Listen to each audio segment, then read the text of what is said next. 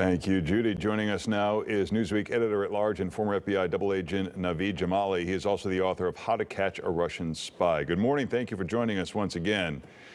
What's your assessment over the last 24 hours since we last spoke with you? Yeah, Larry, it seems to be the same that, look, this is sadly, I think the Ukrainian government, the government of President Zelensky is up against really, frankly, insurmountable odds. I mean, this is a superior Russian military force. They have better supplies. They've encircled Kiev.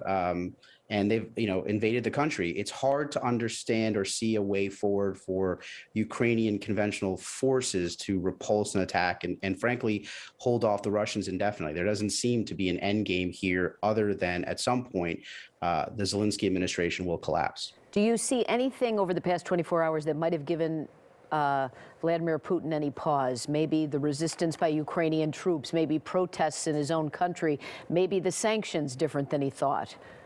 Short answer is no. I don't think that Putin decided to do this, and when he decided to do it, sadly, the conclusion was decided at that point. It's just a question of when that conclusion will happen. I think that it is, on one hand, heartening to see that there are protests in Russia.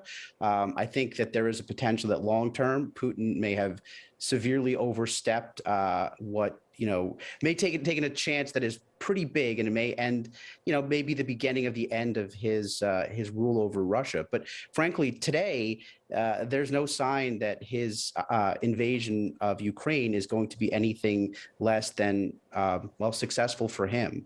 I should also note that a lot of the stuff that's coming out of Ukraine, especially from the Ukrainian government, we sadly, while I understand it, we assess a lot of it is just, it's just not based on fact. That in large part, the reason the Russian invasion has been slower is that Russia has sought to not destroy Ukrainian infrastructure because, look, they want to take over a country that's functioning. And so that has slowed down their drive into Kiev. And in fact, it seems that their plan is to encircle Kiev, that is, rather than just, raise the city. Why not sanction Putin personally and kick Russia off the world banking system?